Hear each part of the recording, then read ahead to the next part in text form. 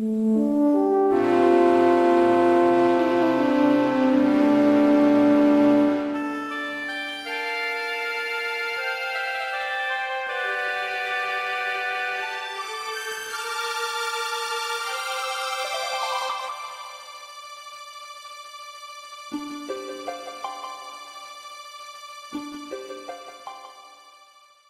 your hit dice. So, let me explain what hit dice is. So, hit dice is the hit die that the dice that you roll at every level to see how much extra health you get. Because every time you level up, you get extra health. Right. And for a fighter, you have a D10.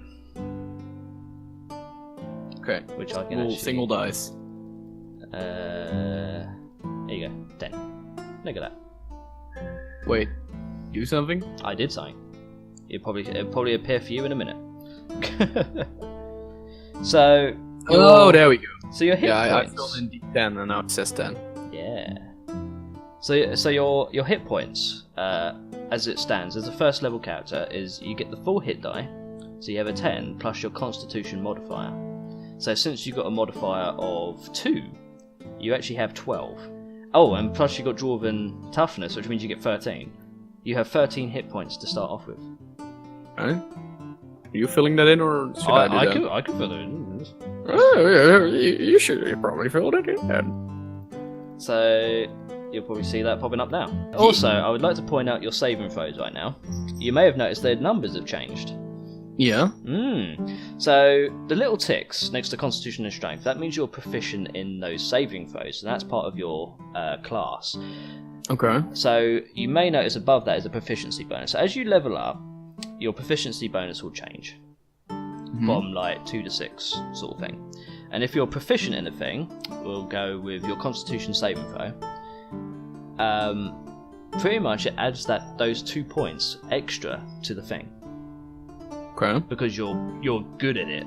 You know how to use the thing, so you get a bonus because you learned it. Right, let's give you some more proficiencies then, shall we? Yeah. So, here you go, proficiencies bottom left.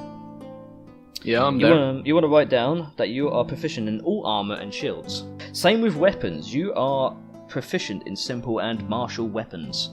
Skills. Yeah. So yeah, you've noticed that skills box there. And it's been tantalising you, it's been teasing you.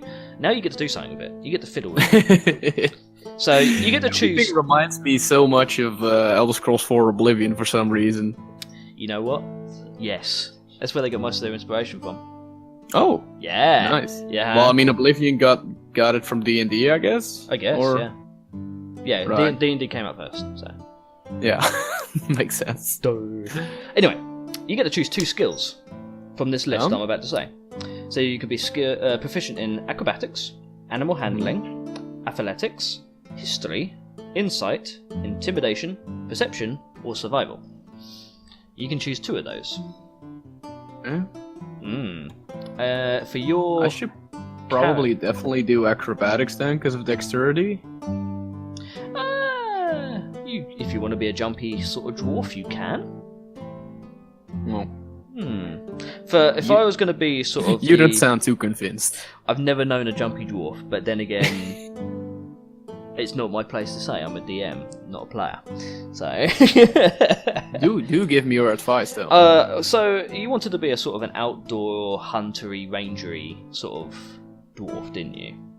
Yeah. So survival would be pretty good for surviving outside. Perception is always a good favourite of mine, personally, because it means you get to spot things if something sneaks up on you. Okay, so I'll do perception. Athletics and acrobatics is good if you need to sprint or jump or climb in a bit of a hurry. Now, what's the difference between perception and survival? So perception means you get to notice when something's coming your way. Say there's an orc in the bushes and he's rustling in the bushes. If you have a low perception score, you won't notice him. The higher the perception score, the bigger the chance you'll be able to notice that he's giggling behind a bush. Survival is hunting, building a fire, living out in the woods, sort of stuff. You know, building a tent, that sort of thing. Keeping yourself alive. which is pretty important as a outdoory sort of character, in my opinion. Right. I was doubting to get athletics or survival. I mean, athletics is good for sprinting. I will also say you don't need to be proficient in the skill to actually do the skill. You can do all of those things already. Every single one you can do. Just being proficient at it makes you that much better. And what does nature do? Nature... Actually, can you have nature? You can't. Oh wait, I couldn't have that one. You cannot have nature. Go with survival. Survival has saved some of my characters' lives. Okay, so you are proficient and skilled in survival. You may also notice that just below the skills box you have a passive wisdom score, or perception score. Because you've now become proficient in perception, that's actually gone up from 10 to 12, meaning you can spot things better. So, to give you an idea game mechanics wise of how this works, say I was trying to sneak up a goblin on you, because, I wanted to be mean, I would have to roll a d20 and get above that score. Oh, damn. Obviously I would have modifiers as well for the little creature, but yeah, obviously the higher your perception, the better. Let's give you some equipment then, shall we? Equipment? Yeah. Okay. So you get to choose some stuff here. Where's the equipment box? I see that. Just at the bottom there. I want to say to the viewers, there's multiple different ways to do this as well. The way I do it is I follow the base equipment stuff here and then give each class cash, so they can build their own builds as well afterwards. Money. Let's give you some money then, shall we? Money, money, money, money, money. How much money? Part of equipment? This would be, yeah, you see where it says CP, SP, EP and all that? That's how many. Oh, yeah? That's pieces. So that's copper pieces, silver pieces, gold pieces, platinum pieces. Oh, okay. E pieces. Yeah. Yeah, E pieces. Wait, so copper, silver, GP is gold? GP is gold. And what's EP and PP? So EP is something called electrum, and P is platinum. Huh. Most DMs that I know never use electrum. Most. There's some that do. What is it used for? So in terms of currency, everything goes up in increments of 10. So it takes 10 copper pieces to make a silver, 10 silver to make a gold, 10 gold to make a platinum. Electrum, for some reason, goes... Okay, so this is the value in terms of copper pieces. So you've got copper pieces 1, silver piece 10, electrum pieces 50. What? Okay. It's very strange. It kind of makes it go, oh, my brain. So with two electrums... So two electrums... What is it from EP to GP then? So electrum would take 2 electrums to make a gold. Right.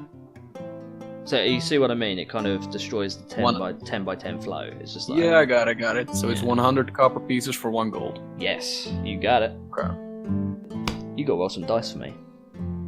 Roll me 5d4. And this is how much... What's PP? Oh, PP is platinum. Oh wait, it was platinum, you said that. Yes, I did. But roll me a 5d4. 5... Do it. D4. Boop. Okay, so we're going to times that by 10, so that's 130 gold pieces. Oh damn. Yeah. Bad. Your gold, you said. Gold. Yep. 130 gold. 130 gold. That's not bad, is it? That's pretty good. A wealthy family, I believe in D&D, like a farming family, I think it's like 10 gold pieces for like a year, maybe. Whoa. Or am I thinking guess. about? I'm either thinking Warhammer or so and so, but either way, because of your adventuring. Yeah, let's say I made some money in the mercenary business during a war or something. That's pretty much what this allows you for. The money that you've received is pretty much what you had before you were a noticeable adventurer. Because beforehand you were either in the military or you're just travelling, but you found that gold, it's your gold.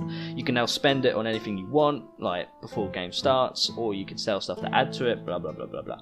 Kinda like that for my backstory as well, like wandering around the wilderness now, trying to... how do you say that? Like run away from the past. Yeah, I mean that is a very common backstory. In fact, backstory is a thing that we are actually going to be doing, because you actually get some special traits with that. Alright. Where do we go now then? So you'd see on the sheet there, they have personality traits, ideals, bonds, flaws. Top right. Yeah. We're going to be filling those in. Cool. There is a list of stuff that you can choose from, or if you're a lovely GM like me, you could just make stuff up. But for your first ever character, we are just going to go off the lists. Yeah. Just to make it a bit easier for you and not confusing, because we don't want to be doing that. And give me a minute. Go ahead. I'm literally stalling for time right now, because I never ever really use the backstory page, because I like to give people their own particular things. Taffy. I mean, I can vary on the options you're giving me, right? Oh yeah. There's a little house rule that most people do, which is GM's discretion, which is if there's a particular rule and the GM don't like it, he can pretty much say that rule doesn't exist. Okay, let's see. So you're definitely not a criminal. Might be a folk hero. Wait, which one of the four are we talking about now? So backstory or background. Oh, background. Like yeah, so this is the rights. Okay. Yeah, this is pretty much your where did you come from? At the moment, I'm looking at 4 that might correspond to you quite nicely, maybe 5. Okay, so the ones that might work for you, folk hero, which is your little village. You are the hero of such village for whatever reason. We'll define that later. There's also not that one. There's also a hermit. You like to live in seclusion, which sounds very sure peas. Yeah. You could be a noble, like on the run. That's something you could do. You could also be an outlander, someone that lives in the world, hunts, all that sort of thing. Was this something I could vary on as well, or not? Yes. So pretty much, there's going to be lists of things for you to choose from, all roll for, that will give you your personality traits, ideals, bonds, flaws, and it will give you particular new traits and languages. Because I have an idea for the background, but I don't know if that could work. Tell me. I was thinking of something that they used in the first Mass Effect as well, the idea of sole survivor, that you're the only survivor from a certain group or squad after traumatic events. How about the background soldier then? Background soldier. Okay. You were a soldier. Okay. This could work very, well, very well. Technically a mercenary. I don't know if mercenary is a background. Yeah, I mean, soldier would count as that as well. It's kind of, they broad it out a little bit. I guess the details determine what it is, because when I hear soldier, I think of like being conscripted in the army, but I want to be like a background where I chose myself to get some money. Yeah, so you're part of a military organization, which is mercenaries. Right. Yeah. There we go. There you go. Okay, so background soldier, okay. Okay, so you get skill proficiencies with this. So you now have athletics and intimidation. So now tick those boxes down in the skills box. Ooh, so I have 4 now? Boop. There you go. Okay. Well done.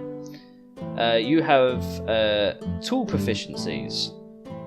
You can have one type of gaming set that you're proficient with, and vehicles land. You're proficient in driving like wagons and stuff. Right, so you also have new equipment. Oh god, even more. Go ahead. So you have an insignia of a rank. Insignia. So whatever rank that was that you were in the mercenary group, you have that. Do I need to include the rank or just insignia of rank? For now, you can put insignia of rank when you've decided, like after you've played your character bit, you might decide, oh, I was a sergeant or a captain, I mean, you are the sole survivor. We've already discussed that, so you can be any rank that you want to be, really. Let's see. You also have a trophy taken from a fallen enemy, which can be a dagger, a broken blade, a piece of a banner. Trophy. This could be from your sole survivor's experience. Like, you took a memento of that occasion. Okay. You also get a set of dice. Surprise, surprise. Yeah. You have a set of common clothes. Because we don't want you to be naked. Or maybe some people do, but we don't want you to be naked. No. And you also have you have a pouch has all your money in it, plus an extra 10 gold pieces. Wait, pouch, and then gold goes to 140. Yeah. Okay. Little money pouch. Right. Let's see. During your time as a soldier, you had a specific role to play in your unit. So yeah, what was your? Do you want to? You can roll for this, or we can discuss in particular what particular role you had. Would you like to roll for it? I was thinking of something like a sort of scout sniper type of character because I use the longbow. Scout is a thing. Alright, There so this will go in your bio. Whoop. Whoa! So, you can put this in character backstory, which is the bottom left, something like that, and just put in that you were a scout in a mercenary army, you know, that sort of thing. So, we know your speciality in your army, or in your mercenary unit. So now it's time to get you a personality trait. So, let's roll for this. Let's see what fun thing we get. So roll me a d8. 1d8? Just 1d8. You can change this if you like, but this is a bit of fun. So 4. You're full of inspiring and cautionary tales from my military experiences, relevant to almost every combat situation. One of those guys, like, I'll tell you from my time in the army. I mean, do you want to keep that one, or did you want to go for another one? Did I still jump back to the other one if I don't like the next one? Yeah, that's fine. Okay. Alright, let's roll another one. Let's roll another one then. Oh. Fate has spoken. If it's a 4 again, we'll roll with that. Okay. 5. Ah, well, there you go. You can stare down a hellhound without flinching. No. Let's roll another one. You want to roll another one? Okay. 3. Ooh, this one goes with you. I've lost too many friends, and I'm slow to make new ones. That kind of goes with the whole Soul Survivor thing. Yeah, but I kind of want to roll with how it strengthened the character, not necessarily broke it. I guess. Let's go with number 4. I like the one better. Okay, so yeah, in personality traits, write down something along the lines of you're full of inspiring and cautionary tales of your military experiences. Inspiring. Yeah. And then when you're ready, let me know. So let's get you an ideal then. So roll me a d6. So this is what you look for in the world, or your ideal anyway. I don't think this one would be good. Would not be good for you. Tell me. I do what I must and obey just authority. No, that doesn't really sound neutral good now, does it? No. Boop. 4. Might. Oh, this is evil. Ooh. In life, as in war, the stronger force wins. I mean, kind of runs with the philosophy of that I was the strongest one and survived. Mm-hmm. You can have that like, one. Pragmatic assertion, not necessarily saying, like, kill everything because you're the strongest, but just realistically speaking, like, well, yeah, I was the strongest, I survived. Mm-hmm, you could. For people viewing this, these ideals do have an alignment recommendation next to it. Some DMs will like you to choose an alignment based on this. Myself, personally, if you can rationalise it like Sharps has, I'm okay with him being neutral good and this is an evil thing. Oh, there you go. Yeah. So, yeah, I'll roll with that one. What was it again? In life as in war, the stronger force wins. Alright, let's have your bond. This is what binds you to the quest. What's binding you to be this lonely soul survivor. Roll me a d6. Boop doo. Ooh. Someone saved my life on the battlefield. To this day, I will never leave a friend behind. That's pretty. That adds up to the rest as well. Like, if you got to know him, he's pretty cool. Yeah. I just want to roll another one out of curiosity. Please do. 5. Those who fight beside me are those worth dying for. That's cool. Now, let's go with the other one. I like that one, but the other one is just more intriguing for the backstory, I guess. It is.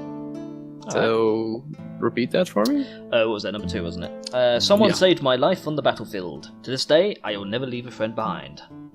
Now here comes the fun part. What's your flaw? Roll d6 again, or? D6, yeah. Oh, 1. Ooh. The monstrous enemy we faced in battle still leaves me quivering with fear. That sounds traumatic. It does. Is that like metaphorical, an actual monster? An actual monster. It could have been a dragon. You could have been the sole survivor of a dragon attack.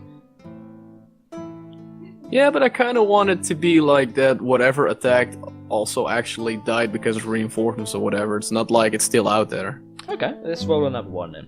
But then again, Maybe it could still work, saying that another dragon makes me piss my pants or whatever. Yeah, you probably have like a phobia of big fire-breathing creatures. Let's roll another one, though. Let's roll another one. Okay, so we got 6. Just curious. Uh-oh. Okay, this is good. Uh-oh. I'd rather eat my armor than admit that when I'm wrong. No. That makes it a little bit too all over the place for It does a bit, yeah. what I am. I'll just roll one more then. One more. Okay, so we've got 4 now, okay. My hatred of my enemies is blind and unreasoning. Nah. Let's go with the first one. Worst best. Yeah. So yeah, for all intents and purposes, the creature that really gave you this phobia, or enemy, depending on who it is, it's up to you, they have died. But just the mere thought of them just makes you break. So how do I write this down again? The monstrous enemy we faced in battle still leaves me quivering with fear. The monstrous enemy we battle still leaves me quivering with fear. There you go. There you go. You have a backstory. But we're not done yet. Uh-oh. There's more. Skills. Ooh. You have skills that pay bills, and I'm about to tell you what these skills are. Ooh. So, as a fighter, this is for people watching as well as you, Sharps. As a fighter, you get to choose at first level a fighting style, which can be dual wielding, archery, sword and shield, defensive, that sort of thing. We already know that Sharpies here wants to go into the archery game, so Sharps or Sharpies. It's Sharpies. Sharpies. Put in your features and traits. Archery skill or archery fighting style.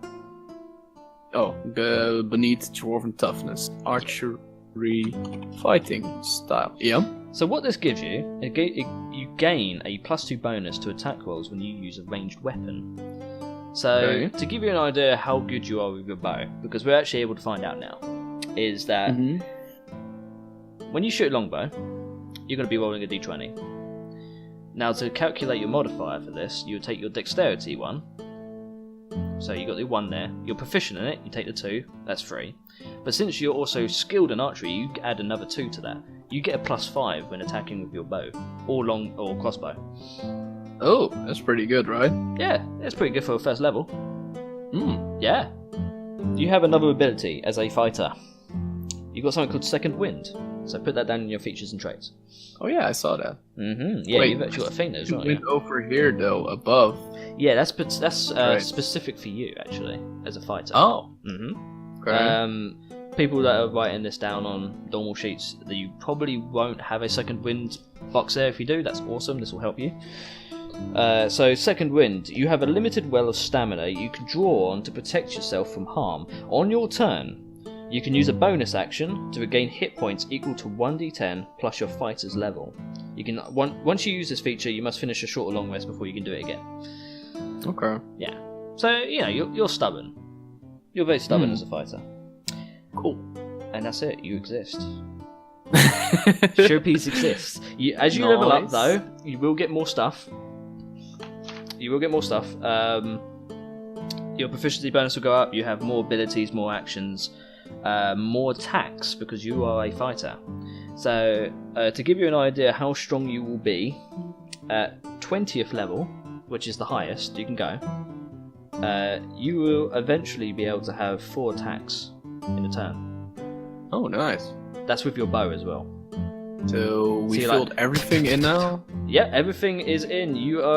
Showpiece exists in the world Does- of D&D.